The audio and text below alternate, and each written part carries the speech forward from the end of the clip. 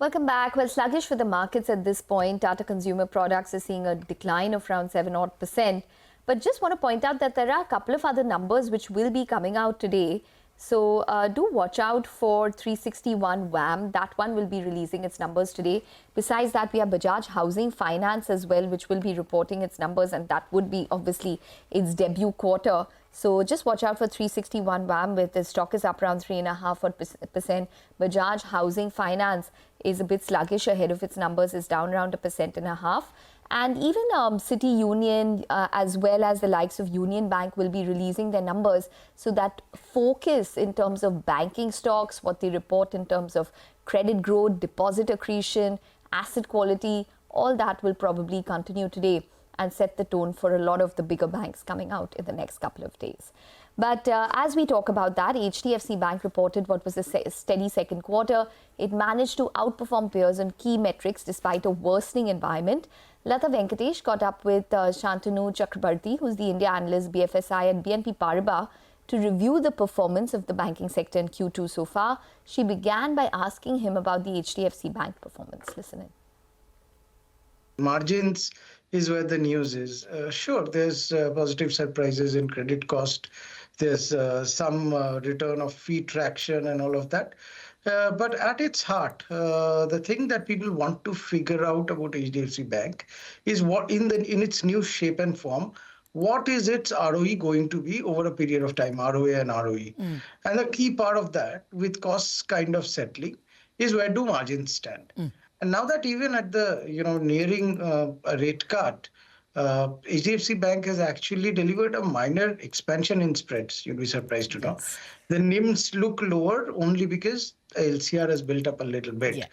But in any case, the broad news out here is stability, and which stands in contrast with some of the other banks, right? And this is the advantage of coming off a fairly suboptimal liability structure, to be honest. That even if the rate tailwind is not with you, you still are improving purely on those optimizations. And as rates get cut, HDFC Bank will have further benefit of it. So that margin stability is giving people a lot of confidence. Okay. What about the statement of the managing director that they will grow slower than the system in FY25, which is almost done, growth around the system in 26 and above the system in 27? Would that be exhilarating? And can you draw any ROE conclusions from that? Right. I mean, overall, that's constructive for margins, as you can figure out. It is kind of invariant for NII and PAT is my opinion. Because, see, here's the thing. I mean, where are they eschewing growth? They're selling down some of their mortgages, and mostly they're refusing to grow within corporate loans. Now, given their incremental cost of funds, which is fundamentally either FDs or CDs, low margin mortgages or lending to prime doesn't make a lot of sense, especially once you load SLR, CRR costs on that, right? So, it is slightly lower growth in the current year, focus on deposits, and, margins improve along with that. The NII doesn't really change. I mean, versus 9% growth with slightly higher margins and 12% growth with slightly lower margins, frankly, the PAT remains kind of invariant. What is important for them is that essentially this is a high CASA earnings sensitivity name, right? Given that CASA currently is high 20s% of liabilities as a whole. So as the easing happens and CASA picks up, that's when they can pick up their growth as well. So even though it's framed as a CD ratio argument, it is actually a mix of liabilities, cost of liabilities, which is driving them into this strategy. Okay. Well, time permitting, I'll come back to HDFC Bank. Right. What would have been so worrying about Kotak Mahindra Bank? It looks like it's the slippages story. So I have to be, fair to the bank. And just like HDFC is my top pick, Kotak was an underperform for me. So I don't want to come across a nitpicker on just credit cost. Because if you look at the really how much has credit cost gone up, 1.88 fine, but it's 10 basis points quarter on quarter. I think the fear in the market, and this has been our underperform argument for the long time, is growth is critical to Kotak Mahindra Bank's re-rating.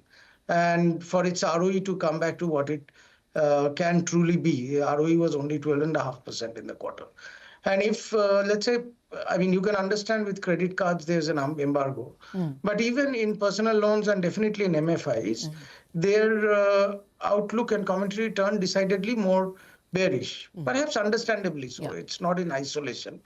But the problem with that is it's not just about weak growth this quarter. Kotak needs to grow 20% plus to normalize leverage and get ROEs into high teens to supported valuations over the next 3 years at least, maybe 4 years. So against that, the growth being lower and the guidance to the growth being lower is something that the market has taken seriously, I believe. I mean, credit costs going up a little bit, I don't think in and of itself that would have penalized the bank this much. Okay. No, actually, Kotak's DNA is they have preferred caution over aggression. And I think at a time like this, when the regulator has already warned about MFI and personal loans, they have preferred to be cautious. I would even look at it positively. But as you point out, the market will worry about ROE. Now, one more question about RBL. I don't know if you cover the bank, but does that give you a bit of a fear about how other mid-cap banks may perform? I was not prepared for this level of slippages. See, overall, if you see in the market, anything that's, forget the MFI part of it a little bit. Smaller the ticket size, more marginal the customer, unless it is a, kind of bottom of the pyramid customer. So I'm not talking about a completely self-employed, no income tax return customer of a Shriram or a Chola. But new to credit or, kind of underserved credit segment, smaller ticket size, rural often, or at least semi-urban is where the pressure seems to be. Okay. And obviously, Latha, what gets underappreciated when things are growing fast is definitely some lenders are better at those segments than other lenders. And the moment you see a little bit of tightness, even at the fringes of that market, the difference between the wheat and the chaff starts to show up very fast. So on a broader, trend for the market, I would say that, investors should try to focus on names where they believe there's a right to win within those specific niches. Okay. No, if you put, there are a couple of mid-cap banks, even UCO has come, and there have been a couple of others also, Karur Vysya. If you look at them, are you getting a sense that mid-caps are disappointing? I mean, there is a credit cost issue in UCO also. Right. Within mid-cap banks, the only name that we have favored for a long time is AU. And even there, the valuation comfort is currently not as high as it used to be. I mean, the stock has done well. Just look at AU and the picture broadly becomes clear.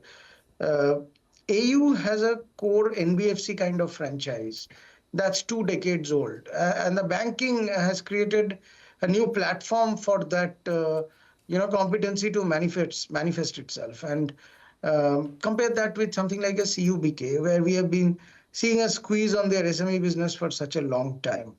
Why? Again, I go back to the same thing. Investors need to look closely at each of these names, look at the segments they are in, and ask the very simple question, do they have any business winning in those respective segments? If they don't, and if they don't have liabilities also, to back up where they can be in segments which are not as competence or, underwriting heavy, then, they might yet have a model. Okay. Otherwise, you're looking at a problem. And every time that problem will not manifest itself so much when, the rising tide is raising all boats. Okay. But the moment you have some pressure at the margins is when you'll see stark divergence in asset quality performance. Okay. Well, a final question, because we're running out of time.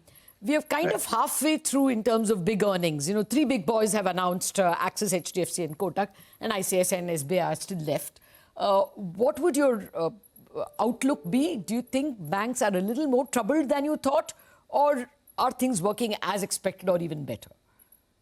I mean, just a clear read through of the rest of the numbers for a moment. We already know from early release that Bank of Baroda has not grown its assets very fast. We know what HDFC growth is. That is on a planned basis, fairly low.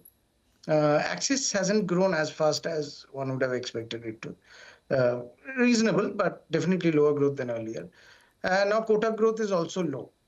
Okay. Unless we believe that SBI is going to grow very, very above system, which is unlikely, a lot of the balance is actually ICICI.